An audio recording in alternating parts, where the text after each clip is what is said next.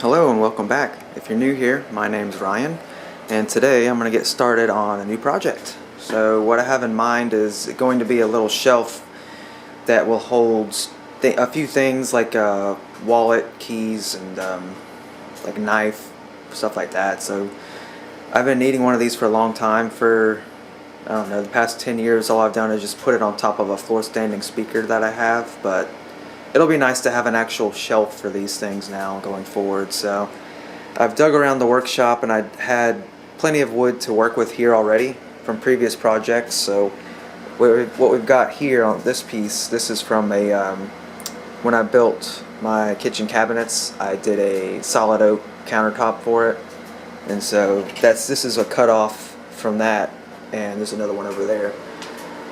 So this is the perfect size actually for what I want. And then this piece was from I built two solid oak bookends, and so this is left over from that.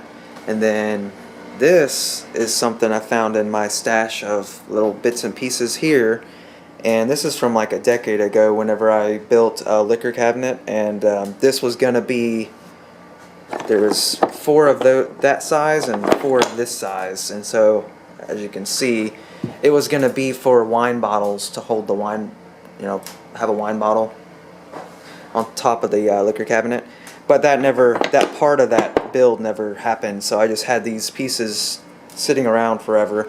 And the funny thing is, I was looking for pieces to make a support for this shelf, and this just so happens to be pretty much perfect. Like if I cut this in half, it'll already be arced and everything, so to have a support on each side, so it's perfect. So this is what we're going to get started on today. After I get a bunch of junk cleaned up, I've got stuff everywhere from previous couple projects, so I'm going to have to clean this place up and then we can get started on this. So I will see you in a few minutes. So I want to get everything mocked up as close as possible to what the end result is going to be. And I guess the first thing I'm going to do is I'm going to cut this down the middle, this arch, and then I can get a really good idea of how this is going to look, where I kind of want this shelf positioned on here, and then if we need this full piece or if that needs to be cut. I'm guessing I'm probably going to cut this, but I want to get this mocked up and see how it looks, because this is one of the reasons why I don't get too much in the weeds as far as designing goes. Like I keep it super basic, like ultra basic. And I mean, all I did was draw a square and put this is going to look like a shelf and have some hooks here and whatnot. And then I've got the overall dimensions of what I kind of want this to be: 12 inches wide, 5 to 6 inches deep, which would be the shelf, and then the height is whatever looks good. Because if you spend a whole lot of time designing, and by the time you get it built, it may not be exactly what you were thinking. It just ends up being a little bit different than what you're expecting. So that's why a lot of times I do a very basic outline of what I want, and then as I'm building, I kind of figure it out from there. And so that always works best for me.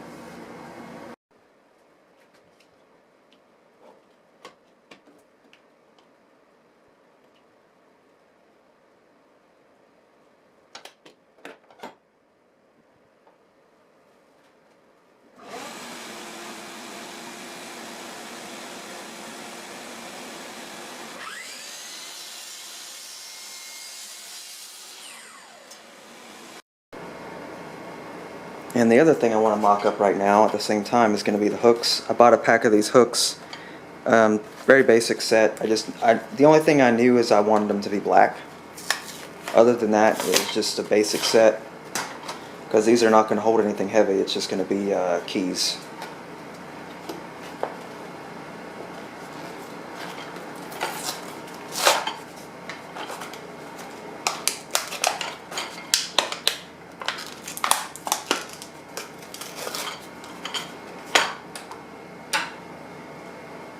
I think that looks really good. This shelf probably needs to be shifted down some. Thinking 3 hooks. is what I wanted.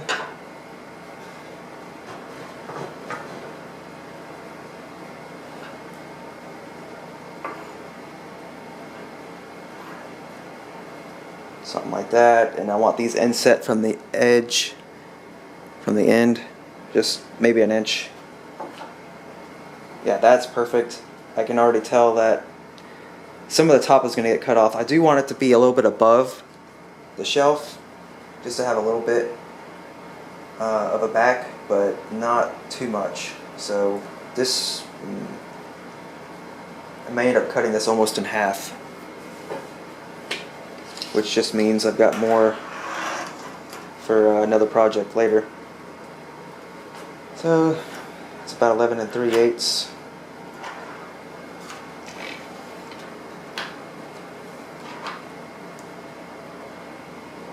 So if we do 6 inches, I think that's going to be perfect. Yep, that's what I'm going to do is 6 inches. So let's go get the table saw out, and we're going to cut this back piece to 6 inches. Actually, what I'm going to do first is I'm going to get this cut to its length, which is going to be, I think, 12, and then we can get this. Oh, I'm sorry, it's 16 1/4.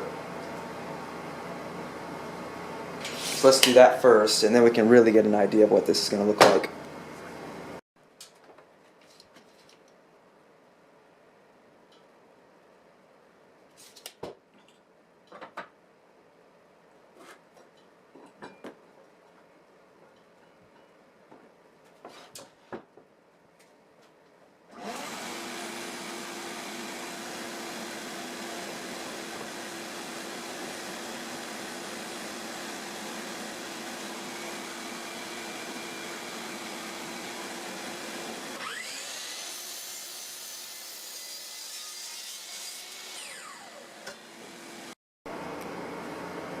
Alright, that lines up perfect.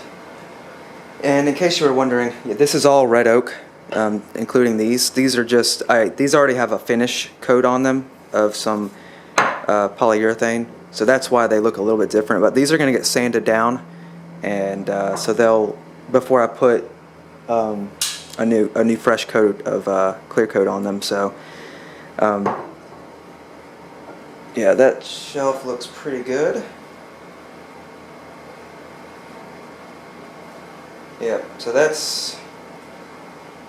looks to be exactly what I want. So we're going to cut this piece, this back piece now, and get that cut down to about 6 inches on the table saw.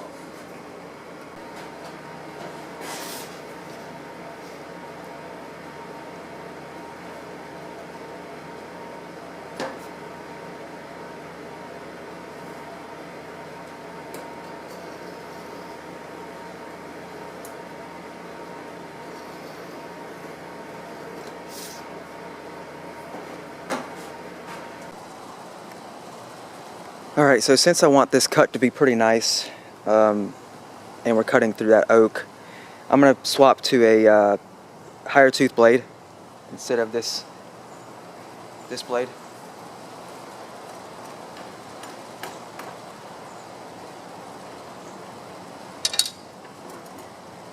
It'll just produce a nicer finished cut.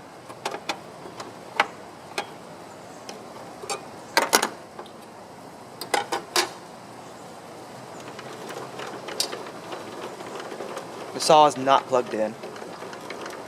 I'm doing this, make sure it's not plugged in, for obvious reasons.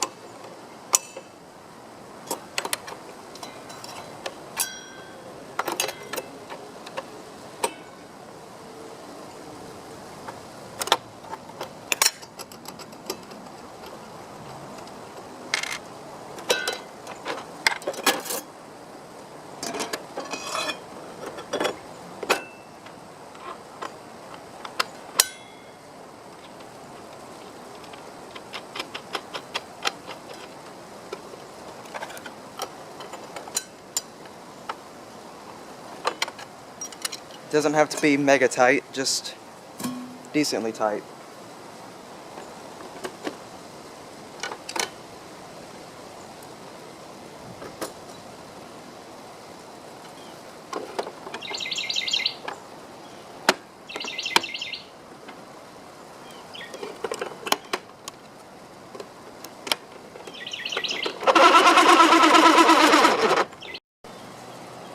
And the height of the saw blade just needs to be just barely above the wood.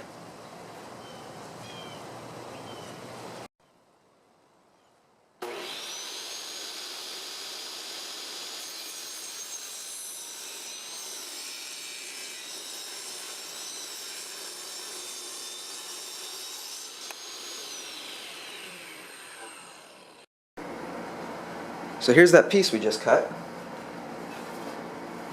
Can you tell which edge we gripped? Yeah, hard to tell. It's this one. And it is pristine. And that's because we used that fine blade, that high tooth count blade. And those are, if you're going to be doing fine woodworking, I mean really anything besides like framing woodworking, you know, 2x4s, 2x6s, plywood cutting. If you're like building a house, you're going to want the lower tooth count blades usually. But doing anything like this, there's pretty much, you're pretty much always going to want a higher tooth count blade. And that's why I have those types of blades for every one of my saws. And I'll take you over here and show you really quick. Not only do they make a nice fine cut finish, so you don't have much cleanup to do. See if we can, that's the edge that was cut. I mean, there's not even saw marks in this. Yeah, there's some tiny saw marks, but it's not, that'll take just a couple minutes of sanding and they'll be gone. If you use like a, so here's one for my miter saw. It's an 80 tooth. I don't use that too often because I can get away, I usually get away with it on that saw. I can cut really slowly, and that's actually what I just used to cross cut this other piece, and you can see there's some burrs on there. It's not terrible, and it's a pretty good cut otherwise, but I cut it very slowly. But it would have been better had I used this one. But swapping out blades on that thing is a pain, to say the least. Swapping out blades on table saw, no big deal. It takes 60 seconds. And so that table saw right there is a bigger table saw, and I use it for bigger cuts, obviously. I've got a smaller table saw here, which is perfect for small things. And I always keep a fine tooth blade in it, because anytime you're cutting small stuff like 1/8 inch or 1/4 inch, you want the finest tooth blade possible, because you know, those rougher blades tend to mar up thinner wood. So just keep that in mind. Pretty much, if you're doing fine woodworking, just the finer tooth blade, the better. Okay, so let's get you back in the stand now that I'm done preaching about blades. And the battery's about to die. 1 second. Let's see. Let's mock this up again. Get an idea of what it's going to look like.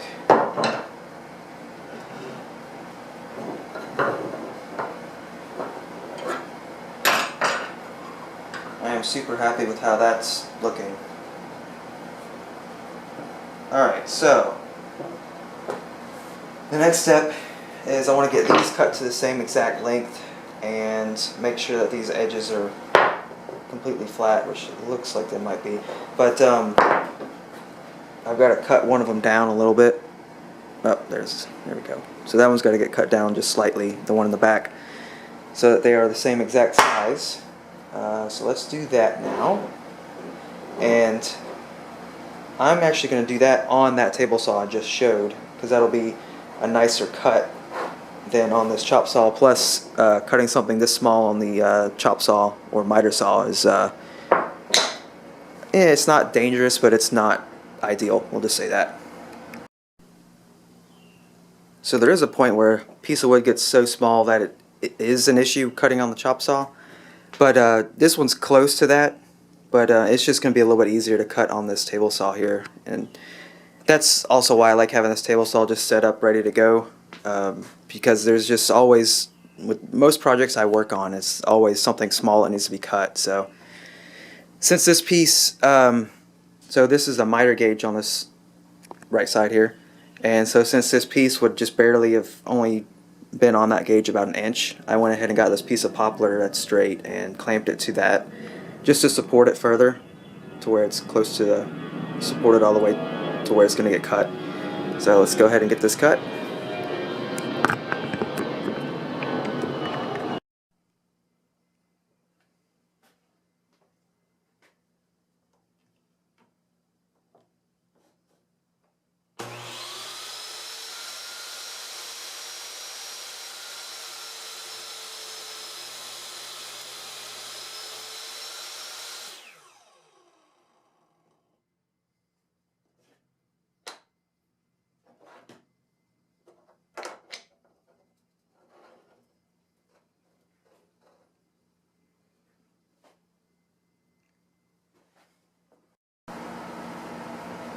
Alright, everything is mocked up and good to go. What I'm going to do is I'm going to go ahead and get everything sanded up, cleaned up, and ready, close to ready for assembly. And then at that point, I'll figure out final measurements of exactly where everything is going to go, and then we can start assembly.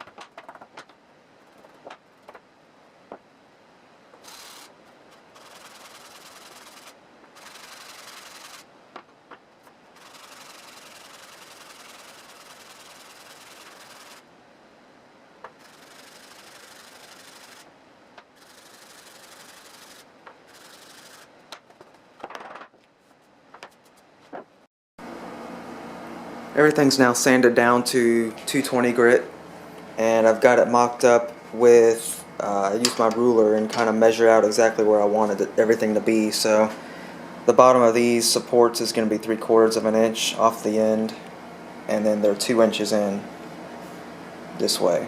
And then I've measured these out and kind of got a pretty good idea of where those are going to go, those hooks. So this is pretty much what I'm thinking how I want the final product to be. I don't know if I want to put a lip around. I've seen these shelves with a lip and without, and I kind of don't really think I want a lip on there. I kind of like just the flat shelf.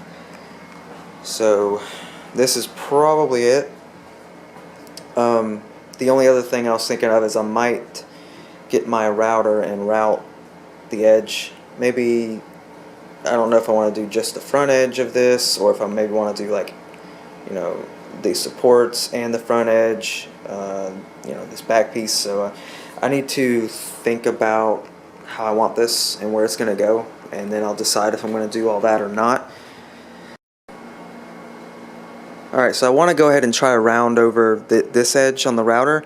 I've got a bit in there set up from a previous project, and it's still set up with a round over bit. So we're going to hit this arch up and see how it looks once it's done, and I will go from there.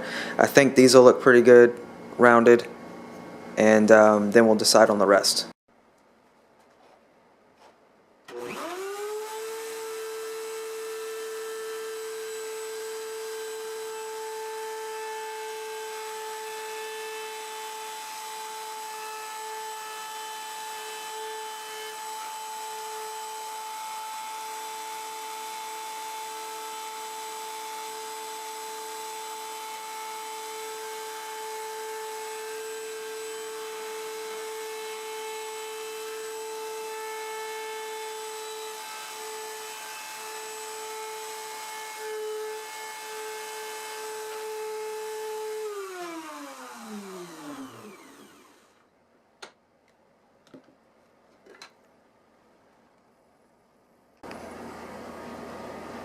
Alright, so that's a pretty slight round. I think that looks pretty good. So we're going to at least do that to the other arch, and then, yeah, I like that. It's going to require more sanding to clean this up, because the router tends to burn wood. Well, it makes those black marks, so it's going to get sanded up, and you got to clean it up anyways. So after it gets hit with the router, it's usually a little bit rough.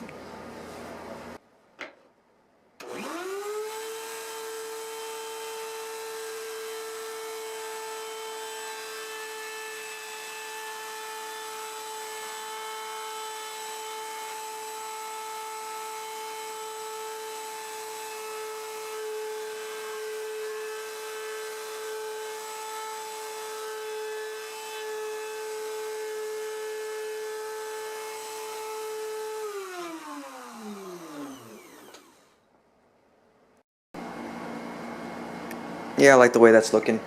So I've also decided I'm going to get these edges here and round those over a little bit, not on the router, by hand with the sander.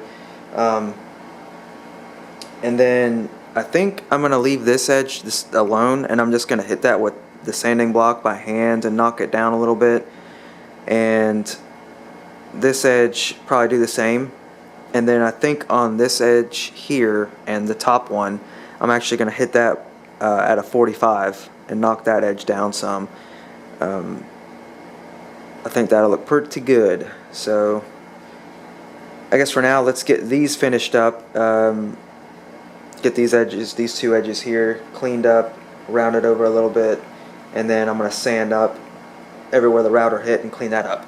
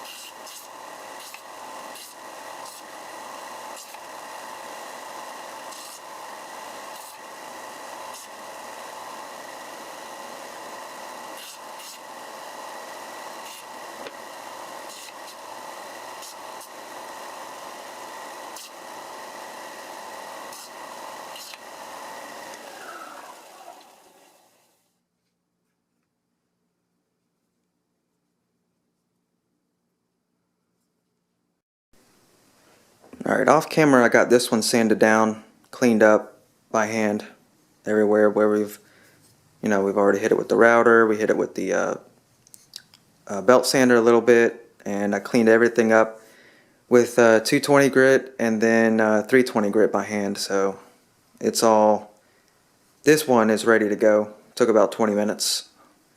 And so I've got the other one to do, and then we can get those two pieces done. And so since this is going to be kind of seen every day, I want it pretty nice. So we're going to hit this down to 320. All of it's going to get down to 320 grit, and then we'll put a nice clear coat over it.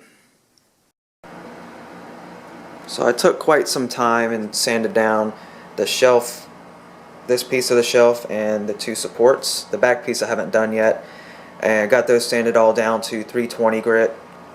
So they are super smooth and good to go. I just these, of course, we did the router on. This one I didn't want to do any router on, so I just smoothed the edges over with the sandpaper, and that's all I did on this one. And I think that's going to look really good.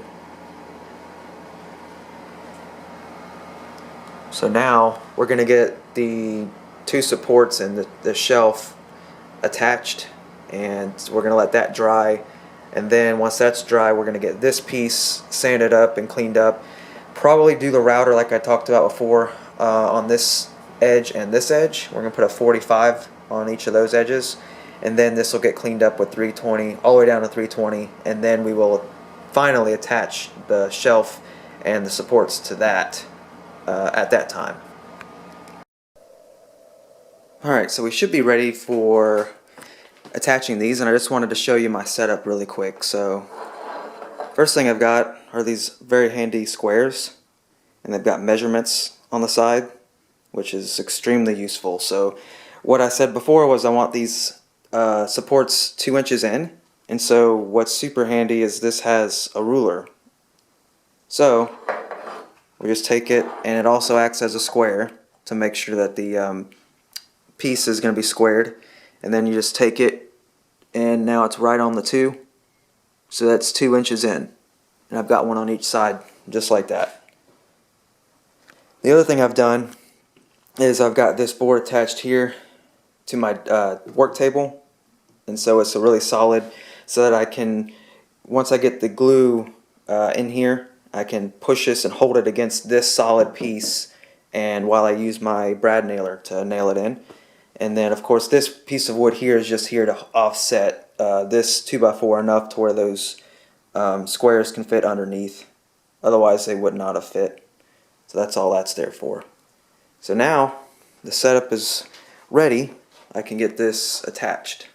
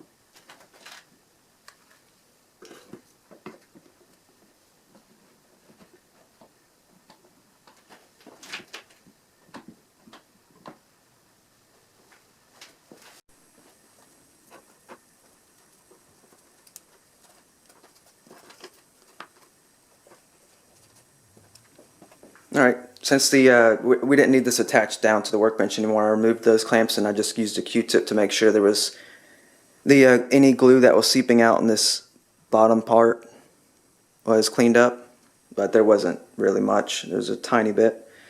So now I just have to wait for it to dry. So I've got that other piece sanded up now, down to 220, and I want it to run a practice cut. I got the bit in there that I think I want to use, and I'm going to run a practice cut on this scrap piece of wood to see how it's going to look.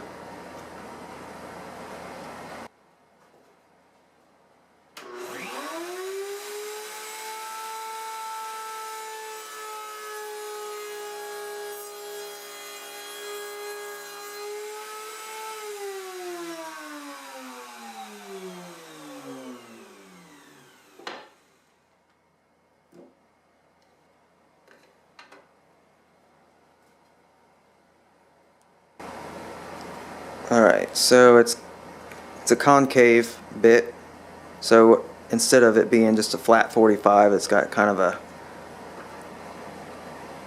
if it would focus. Let me try, let me zoom out and see if it'll focus better on this. But you can see what I mean. It's not like a 45 exactly. So yeah, I guess we'll go with that. Just for reference, this is a 45 that we did from a previous project, and this is a practice cut. So it's slightly, you can kind of see the difference there from the front. So we'll go with this one. It's a bit that I have not used before, so will be cool to use it for the first time.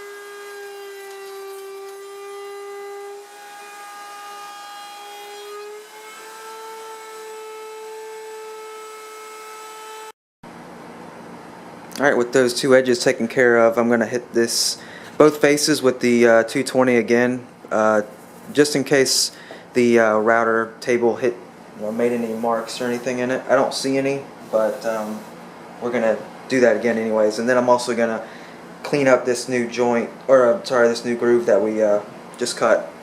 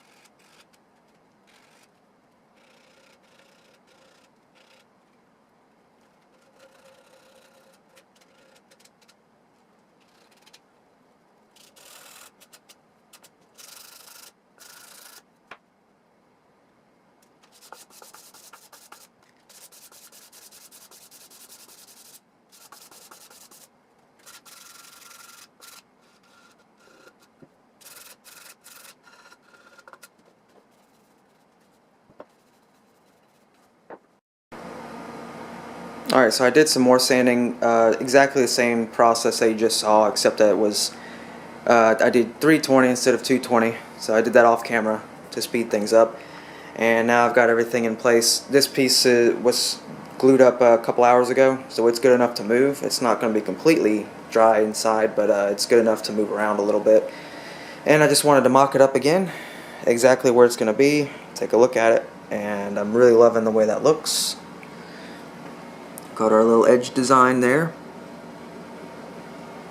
And I went ahead and put a couple little marks. This is exactly where it's going to be. I just used the ruler and measured exactly where it's going to be, and I just put very tiny pencil marks there, and that can be sanded off later. That'll just help me line it up quicker whenever I go to glue it up here in a few minutes. So just a little bit easier for me. And here's the top, and you can see the little teeny tiny brad nail holes there, which will get filled in later. And of course that decorative corner edge on this side as well. I like that.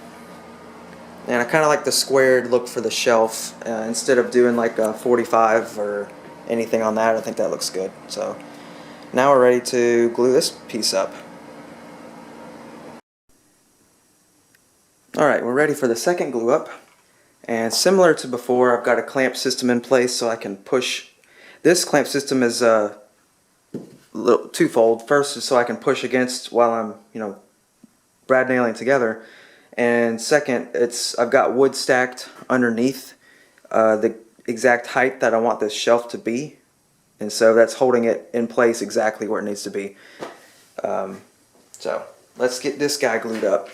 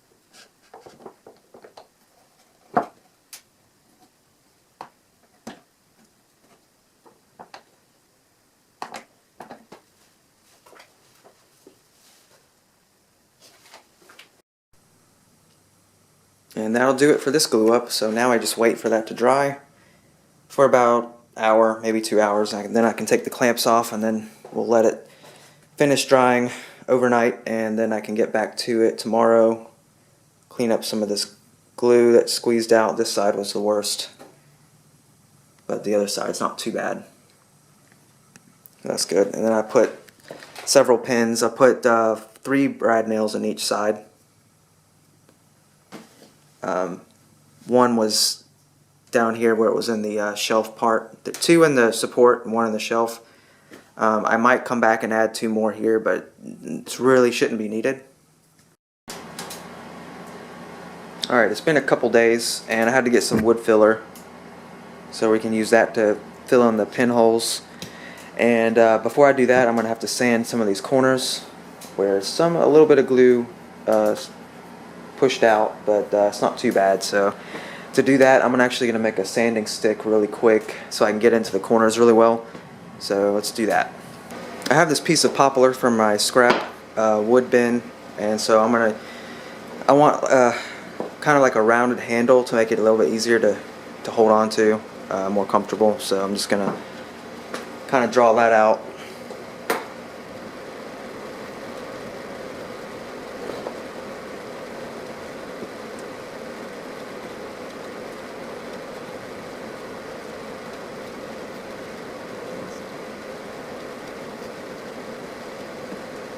There we go.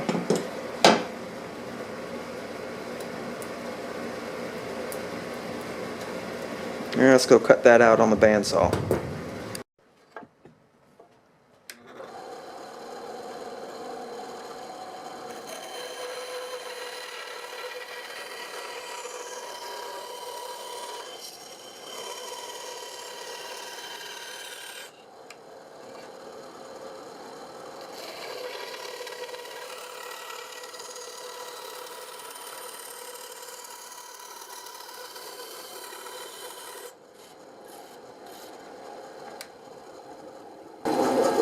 Now let's go clean it up on the belt sander.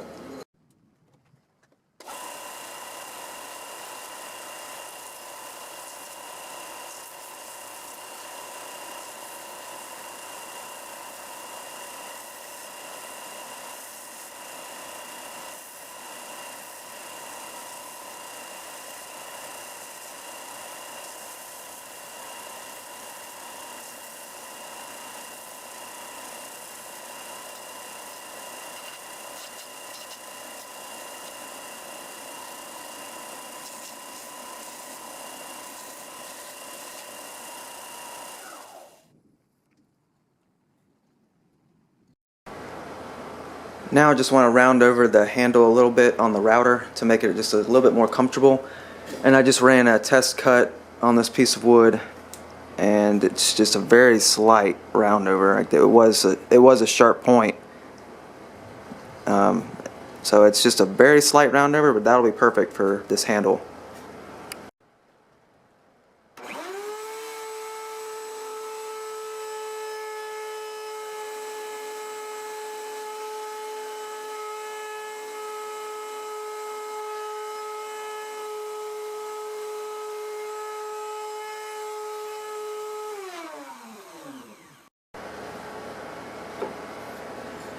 Alright, now our handle is very smooth, no sharp edges, so it'll be very nice to hold on to.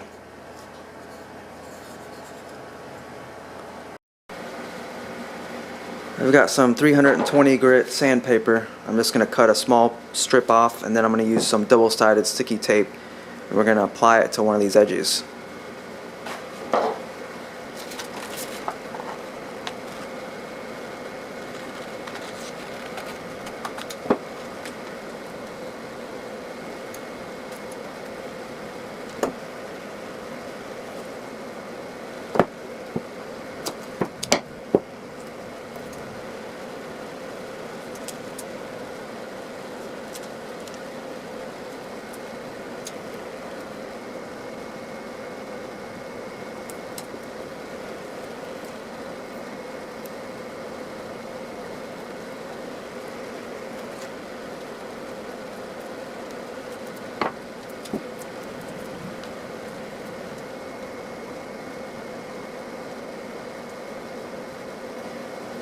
That should work. I want to get a different, I'm going to get another piece of sandpaper for this side as well.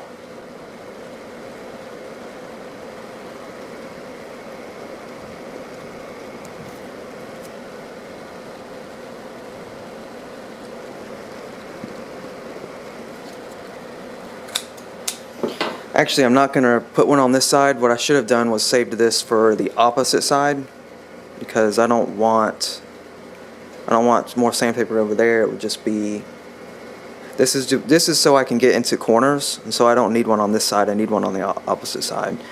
But this will work. I'll just leave that backing on that tape, and it won't be a big deal. Let's go over there and see how it's going to work. So here's the idea. Here's the sandpaper on this corner, or that edge. And if we look, there's a little bit of glue in this corner here, and some more on this corner here. So the idea is to just stick that in the corner, and we can sand it down with that. It may take a little bit longer than normal because it's in such a tight spot, but doing it this way is probably going to be cleaner than trying to get a chisel and like chiseling that out, because this is already sanded down to 320 grit.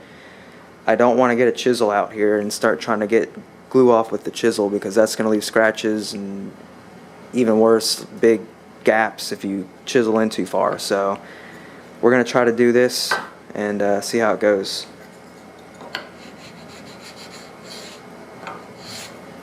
So I'll bring you back in a minute. I'm not sure how well this is going to pick up on camera, but I've just taken a couple minutes to sand a little bit, and it's looking pretty good. It's definitely better than it was, so you can barely even tell there's any glue there, or was. So that's cleaned up pretty well. I'm going to hit some of these other corners, and then we should be ready to do some final touch-up sanding. I'm just going to hit everything with 320 again, and then we're going to do some wood filler. And now you can't even really tell if there was ever any glue there. It looks pretty good. Same thing with this spot. Looks a lot better than it did. And everywhere else was fine. Just those two areas really. So now we're ready for some wood filler. And like I showed before, we've got this oak colored wood filler. So I'm going to use this, fill in. We just got these small pinholes from when I put the brad nails in. Very tiny. So 2 there, 2 there, and then there's 6 total on the back side. Which this side will be against the wall, you'll never see, but still I'm going to fill those. So let's do that.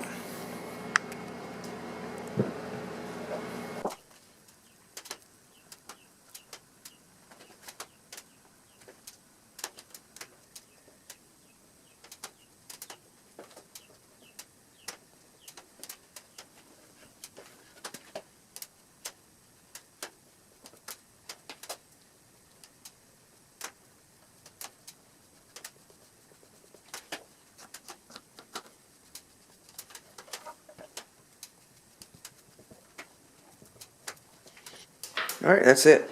I'm using a spatula here, and that's just to keep the surface of the wood really nice. If you use a metal putty knife, it could potentially scratch the surface, and this is something I want the surface pristine on, or as perfect as possible. So putty knife, not going to hurt the surface.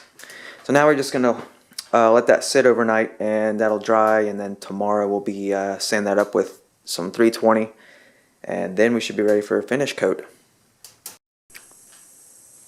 I let the wood filler dry overnight, and then I came in here and sanded everything back down to 320 grit, so everything is good to go.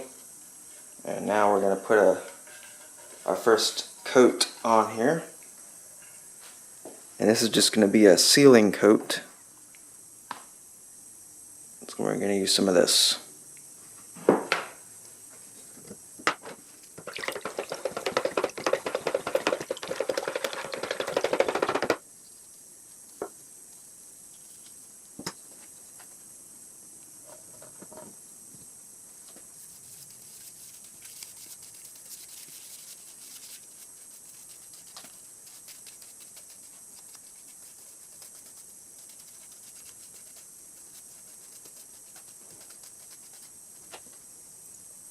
And this just kind of preps the wood grain by sealing it up and gives the finish a smoother, well, gives it a smoother finish, and like the color of the varnish that you put in there will kind of be a more consistent.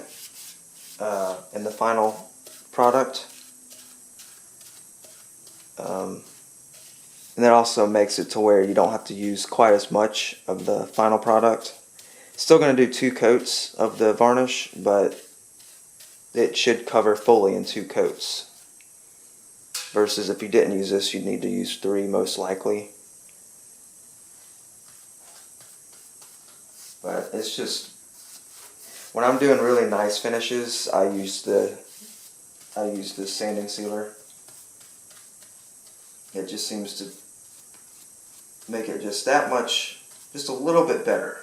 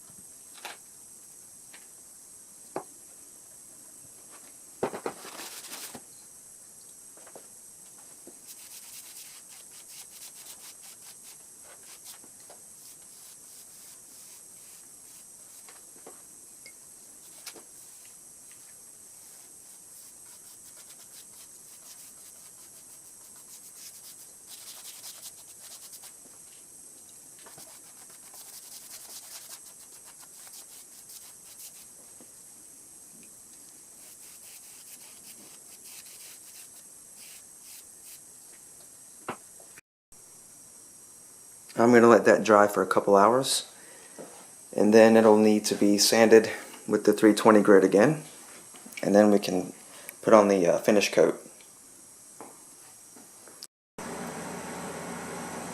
It's all dry now. Just give a close look at it. So even that makes it look kind of shiny and cool, but that's just the sealer coat. So after you put that on, it needs to be sanded down again, because I don't know if you can tell on camera. I can't tell if you can see it. It's hard to see, but there are some imperfections. There's like little bubbles and stuff in there from that, and that's not a finish coat. That's just the sealer coat. So it needs to get sanded down, but before I do that, I'm going to go ahead and put the attachments on the back and how we're going to attach it to the wall.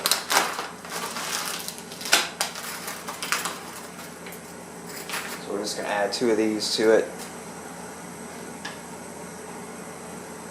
Like, they're just like picture frame attachments. Alright, I think I'm going to add this 1 inch down from the top, and let's see, 2.5 inches from the end. That'll be good.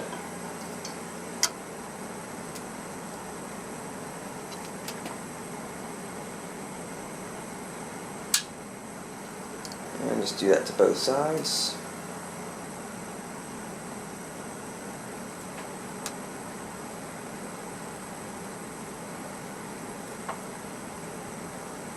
And I'm just double checking that I'm pretty close on that mark.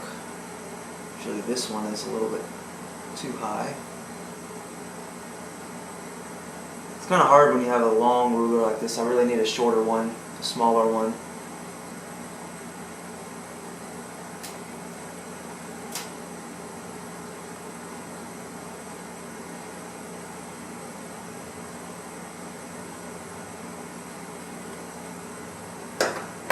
This ruler is great. It's just for certain things it's too big, too difficult to use.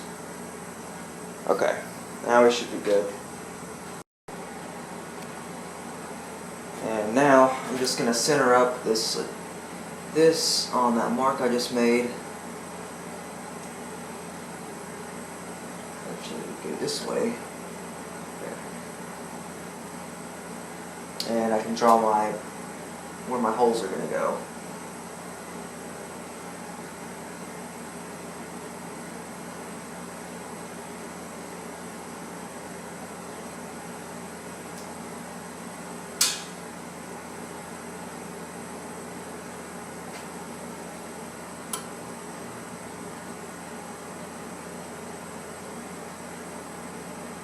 Making sure that it's as straight as I can get it with my eyeball.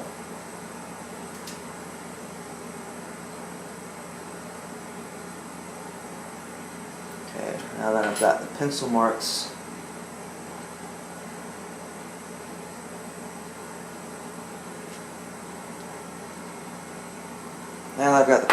I want to get...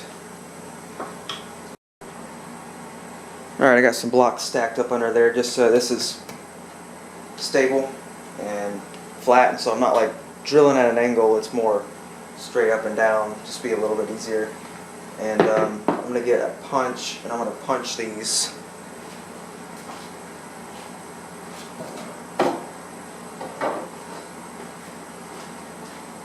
And what this punch is going to do is it's going to make a small indentation where I want this drill bit, because we got to drill pilot holes for these screws.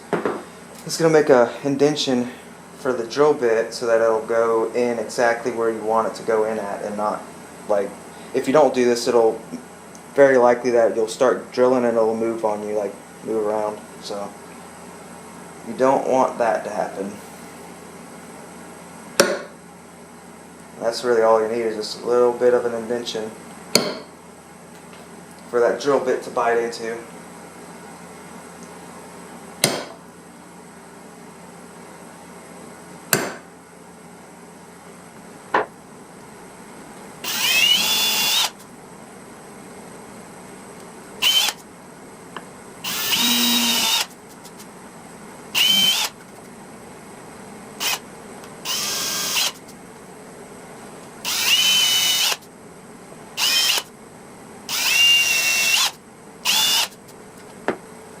Now we should be able to attach these.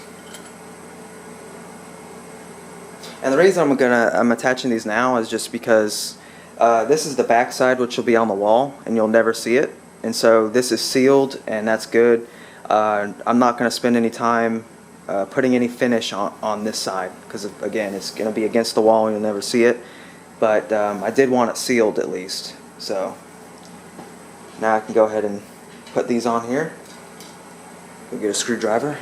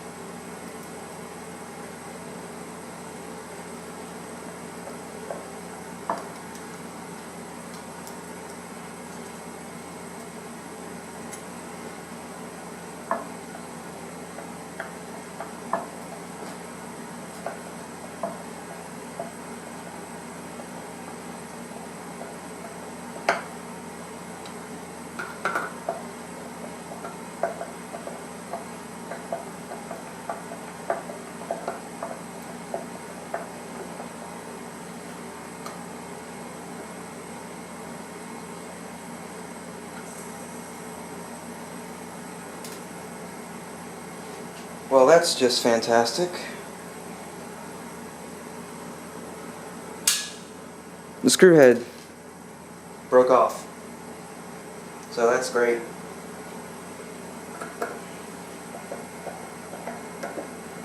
And I wasn't even twisting that hard on it. Like it really wasn't that much force I was putting on it. That's just ridiculous. Now I don't know what's going to happen with this, because that's not going to be an easy fix. I might be able to try to, I don't have an easy out, otherwise I could just try to reverse thread that out. Trying to drill it out, I don't know that I can do that. I can try. I don't know, one screw is holding it pretty well, but it's likely that it could, like, well, actually it's holding it pretty well. Like, it's not turning very easily, so I might be able to just put some super glue in that hole, and this would hold good enough, because this shelf isn't going to hold anything of significant weight, but that just aggravates, you know, when dumb things like that happen. Alright, we're in luck. I was able to find, I had one super glue left. It was inside the house, it wasn't out here in the shop, so we can use that to do this. Like I said, I'm just gonna put some super glue in that hole and put this screw head on top of it. And it takes just a few seconds.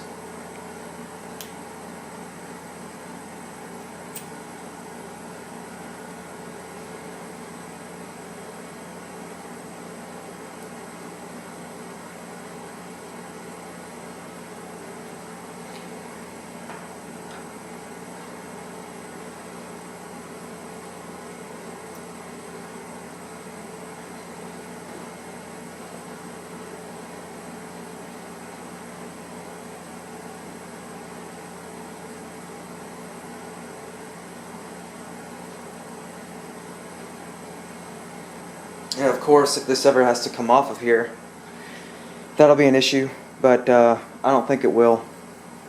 I can always probably get like a razor blade or something and scrape up underneath there if I ever have to remove these, but I don't think I will.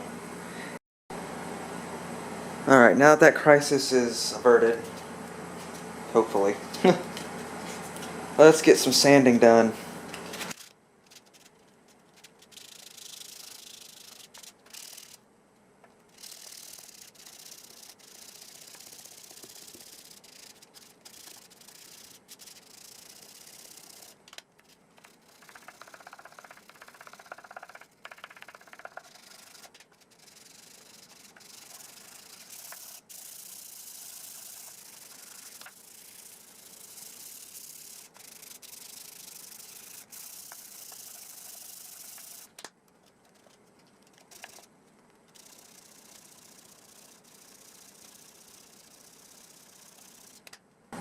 Alright, you get the idea, right? I'm not going to bore you with, more and more sanding. I'm going to get the rest of this done off camera, and then I'll bring you back once it's done. Alright, I got all that sanding done. It was about an hour. Everything is smooth and beautiful and ready for the finish coat, so let's get started.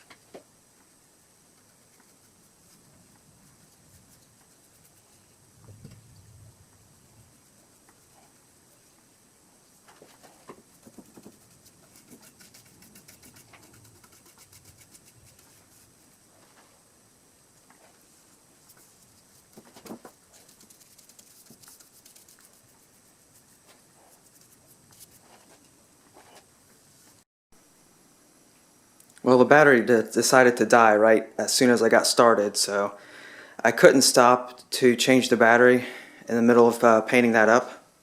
So I just went ahead and finished, and so here's the result.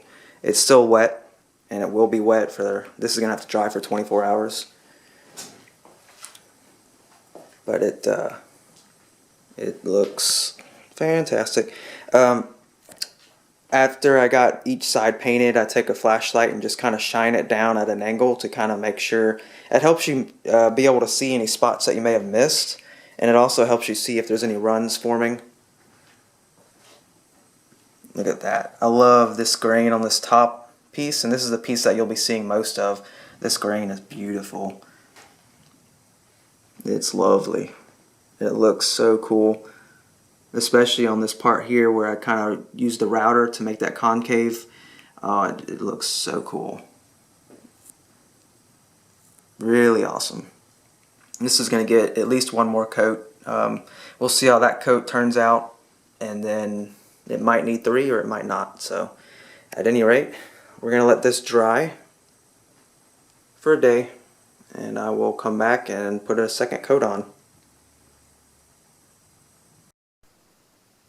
And it's the next day, it's completely dry, and this is what it looks like with that first finish coat on there.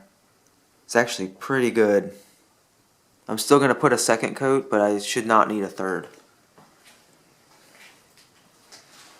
See, it's got a pretty good semi-gloss shine to it.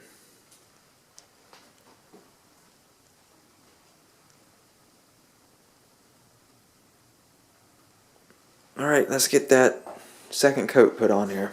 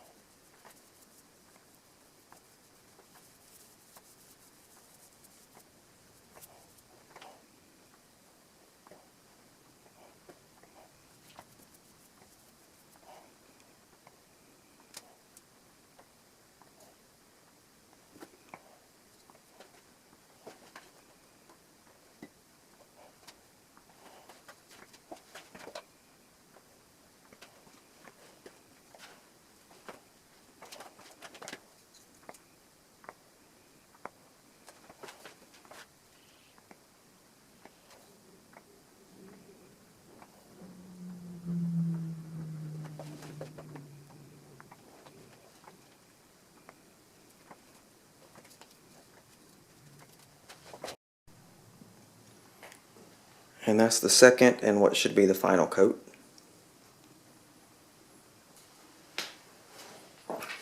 Had a couple drips here, so I just smoothed it over. It'll dry on the table and add to the finish of the table.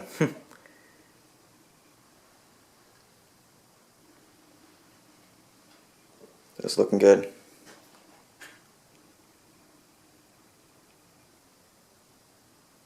Alright, another day for that to dry. Now that we are fully dried, it is time to put the hooks on. So we're going to have 3 hooks. So let's get those put on there. Then we can hang it on the wall.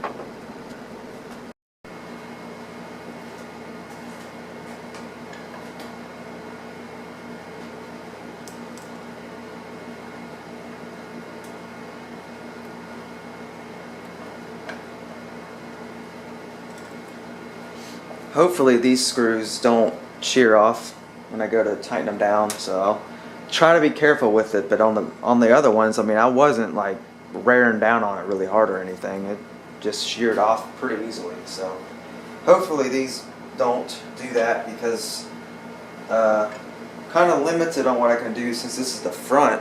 You know, we're going to be seen by everybody.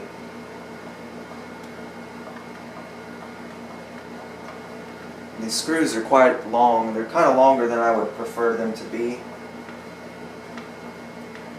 fact, it's already getting.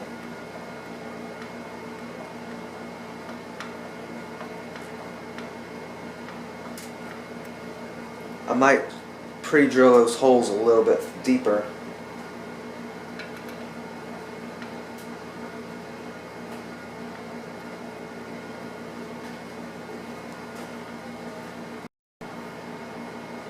Alright, so really quick, I just went through, I have this really teeny tiny Allen wrench, and I just kind of measured the depth of the hole, of each of the holes, and compared it to the screw length, and they're all pretty much where they need to be. So, yeah, I've just got to tighten these on and hope that they don't shear off. Because at this point, they're starting to get kind of difficult to, I have to put a little pressure on them to keep them going, so.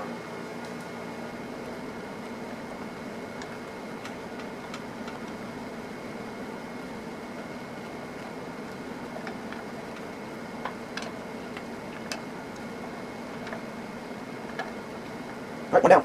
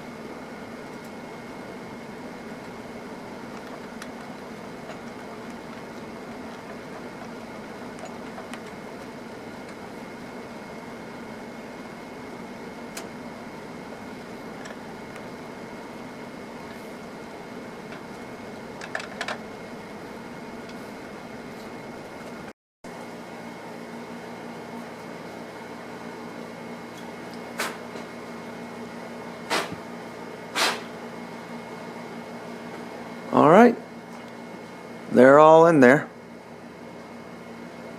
Looks pretty good. And there's the top of the shelf. So now all that's left is to hang it on the wall. Alright, here we are inside. I've got my level. And a few seconds ago I held my shelf up to kind of see about where I wanted it height-wise. And then I just made a quick mark on the wall about where I wanted it. So now we're going to take the level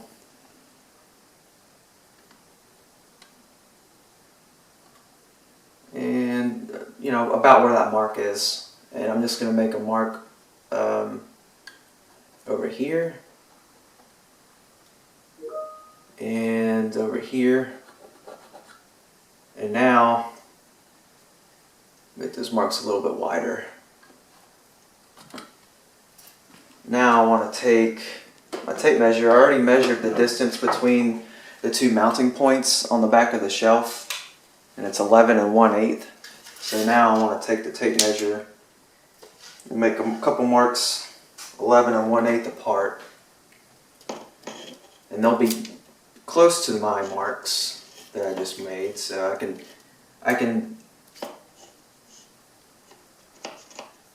put one here on this mark, and then 11 1/8 over here will be about there.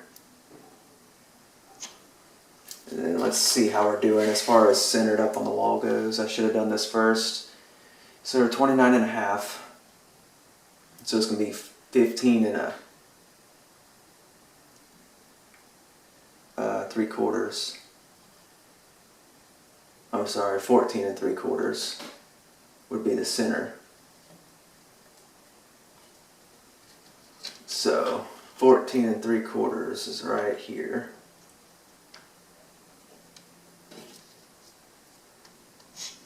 So that's actually pretty close to what I was already using, just with the eyeball.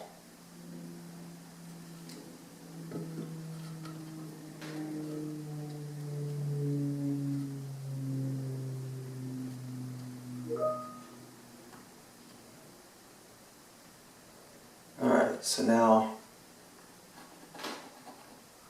using the level, I'm just going to make the marks through.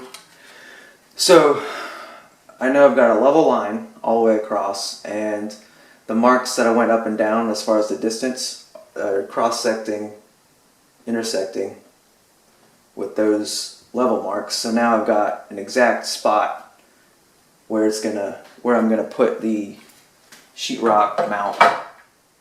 And so I've got these, which are self-drillers.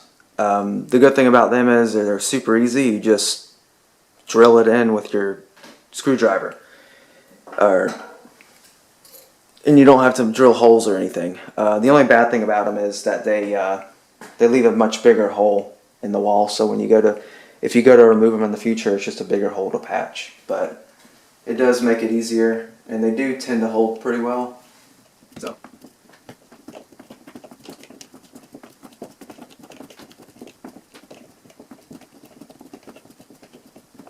Let me move the camera so that you can see a little bit better.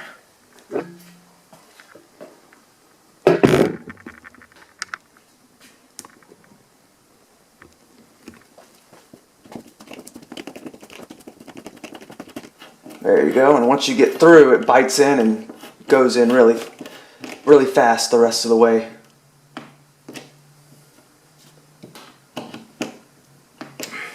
Okay. And then after that, you just screw the screw in. And then you've got a really strong hold. I can't remember what these are rated for. They're rated for different amounts, depending on the size and everything. I think it might be 75 pounds, but whatever it is, this shelf is never going to be holding that much weight. So, because that's 75 pounds for each. So if you have two, that's 150. I think on these instructions, you're supposed to hammer this in first a little bit, and then maybe that makes it easier, or quicker, I should say. It doesn't really matter either way. But yeah, it did make it a little bit faster.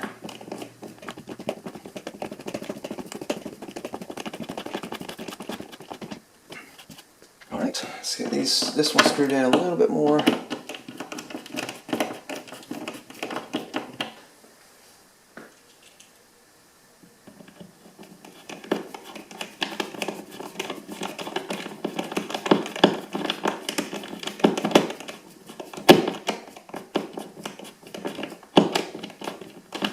Alright, screwed in about the same. Just a tad bit more on this one. Now let's do a test fit.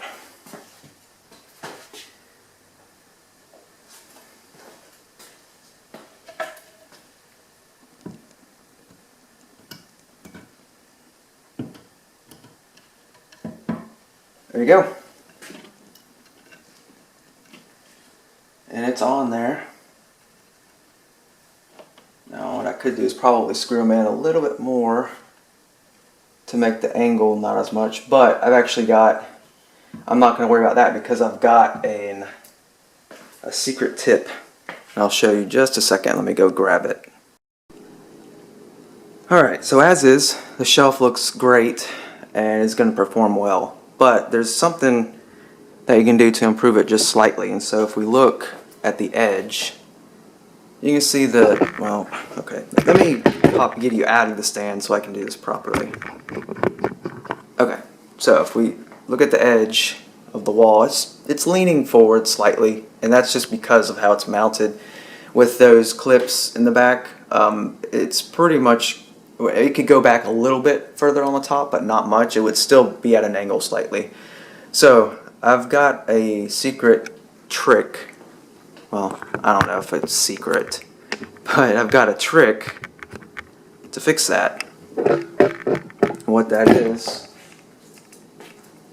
that. So this is weather stripping. And what we're going to do is we're going to cut two squares. There's going to be one on this corner and one on that corner on the bottom.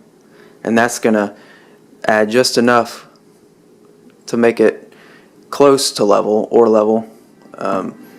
And that'll also add some cushion to the bottom of the shelf so that it's not digging into the wall. Not that it would really matter that it would, but it's just nice. So let's get a couple strips cut off. And I've got to get this shelf off the wall and add that. And we're looking at the back of the shelf. So let's get a couple strips of this.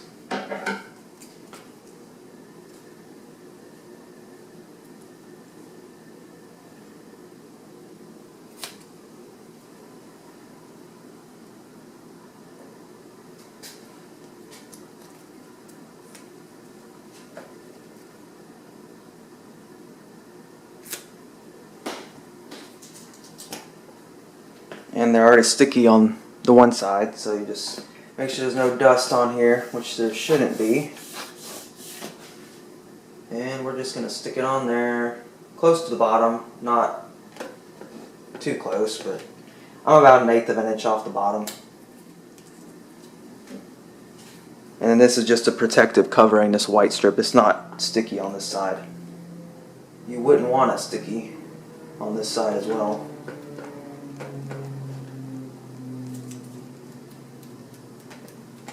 Alright, and that's good enough to keep it on there, especially with it being against the wall. That'll just hold it on there even better. But now, let's stick it on the wall. See how it looks. And here it is after the weather stripping has been applied. And as we can see, I mean, looking at that gap, it is pretty much dead on exact level. I mean, it's really close. So that's holding us off the wall on the bottom just enough. It's giving us some cushion on the bottom, and it's making a really nice shelf. So that's done.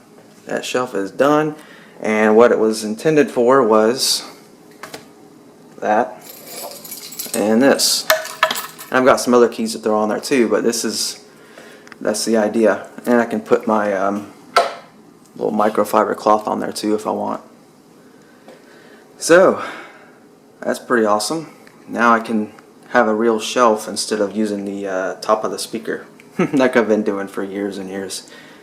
And with that, I thank you guys for watching, and look forward to more cool carpentry projects in the future. Have a good one.